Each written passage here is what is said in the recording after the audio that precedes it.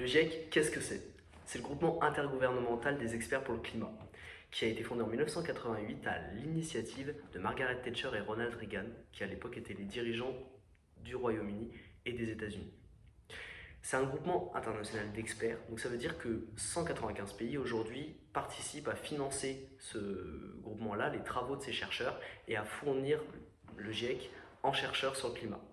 L'idée à l'époque, elle était de prouver que l'homme était responsable du changement climatique. On dit que le changement climatique est anthropophique. Et donc, les chercheurs du GIEC mobilisaient différentes ressources, donc leurs connaissances, mais aussi leurs travaux, pour construire des rapports qui étaient articulés autour de 3 groupes différents. Aujourd'hui, on en est au 6e rapport du GIEC, à savoir qu'il y a eu d'autres rapports qui ont été produits sur des questions environnementales plus spécifiques. Le rapport du GIEC, c'est plus de 3000 pages et il est recoupé, divisé en 3 grandes parties.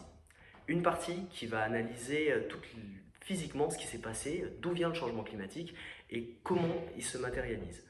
Une deuxième va revenir sur les conséquences de changement climatique, sur les zones qui sont vulnérables, tandis que le troisième, lui, va chercher qu'est-ce qu'on peut corriger, qu'est-ce qu'on peut mettre en œuvre pour limiter ce changement climatique.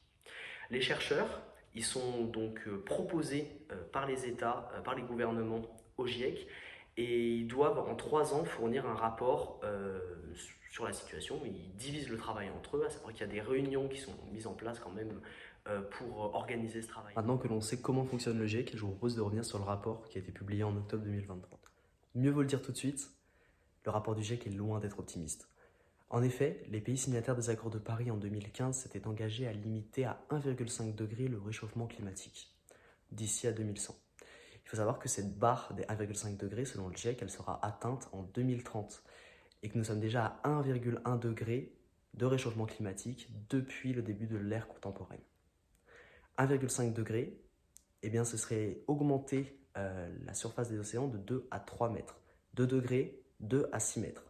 Et il faut savoir que le GIEC prévoit une augmentation de la température globale de 2,5 à 3 degrés d'ici la fin du siècle.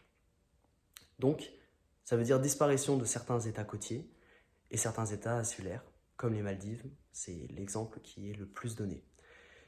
Il faut aussi ajouter à ça des conséquences sociales et économiques qui vont de plus en plus rendre difficile la lutte contre le changement climatique, avec des migrations sûrement, mais aussi des problèmes économiques des pays en développement qui vont devoir subvenir aux besoins de leur population, des besoins alimentaires premièrement, parce que, comme on le sait, la production alimentaire dépend de la météo et l'intensification des événements extrêmes va complexifier la production, que ce soit des typhons, que ce soit des inondations, que ce soit des sécheresses ou encore la dégradation de l'accès aux engrais azotés qui sont faits à base d'énergie fossile, de gaz naturel. Par ailleurs, de par la dégradation de la qualité de l'air, eh bien, il y a des problèmes sanitaires qui émergent. À Pékin, par exemple, depuis les années 90, on a perdu 5 ans d'espérance de vie. Et ça prouve que ce sont les populations les plus pauvres qui consomment le moins, donc, et qui du coup émettent le moins de gaz à effet de serre, qui sont les premières victimes du changement climatique. D'ailleurs, pourquoi il y a ce changement climatique? Rapidement, c'est parce que la hausse des gaz à effet de serre dans l'atmosphère va amener donc un effet de serre, c'est-à-dire un réchauffement global de la planète. Et ce réchauffement global, il va entraîner donc des phénomènes climatiques extrêmes, ou plutôt l'accentuation de ces phénomènes-là. Par exemple, ça va être des sécheresses qui vont être plus longues par la baisse de précipitations, ou alors justement la concentration extrême de précipitations sur une petite zone géographique qui va durer plus longtemps et qui va être plus... Comme explique Céline Guivarch, le but du GIEC, ça va pas être de définir les politiques publiques, mais elle peut les orienter.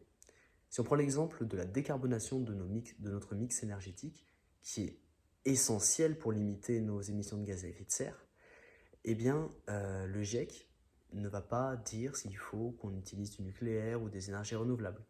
Il va simplement nous demander de limiter nos émissions de gaz à effet de serre. Et ça vaut pour ce qui est du mix énergétique français, par exemple, mais aussi de la question des transports. Aurélien Bigot, par exemple, il nous explique qu'aujourd'hui, c'est 16% des émissions françaises de gaz à effet de serre qui proviennent de l'utilisation de la voiture. Il y a 38 millions de voitures en France.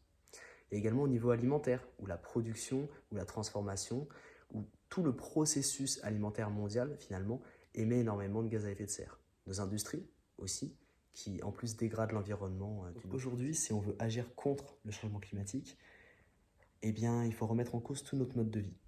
Parce que nous consommons, nous émettons des gaz à effet de serre, et donc nous participons au changement climatique.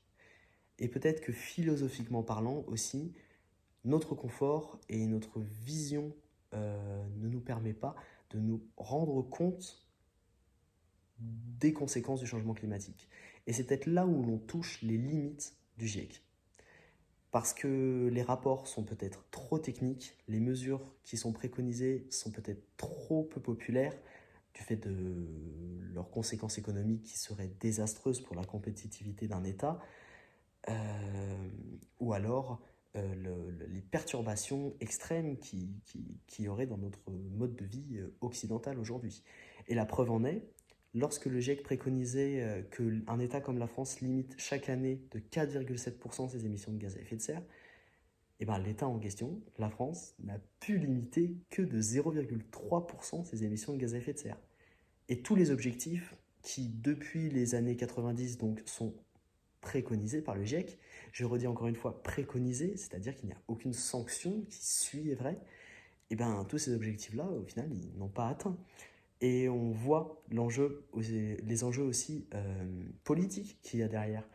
Quand, lors de la COP28, les États-Unis souhaitent interdire une production de charbon qui, du coup, en fait, on ne recherche pas par cette interdiction-là un effet écologique, mais plutôt un effet de compétition avec la Chine qui aujourd'hui utilise le charbon dans son mix énergétique. Et bien finalement, on voit les limites du GIEC, qui est un groupement international qui permet d'établir la situation, qui permet aussi de faire émerger des solutions, des moyens d'adaptation face au changement climatique, mais qui aujourd'hui n'a pas de valeur exécutive, qui ne permet pas d'affirmer la vérité scientifique face au monde politique. Pour autant, malgré ces limites, je pense que ça reste essentiel de maintenir un dialogue entre les experts internationaux, des questions sociales, questions économiques et des questions, on l'a vu avec le GIEC, environnementales. C'était donc Étienne Bourgeois sur le sujet du dernier rapport du GIEC de 2023.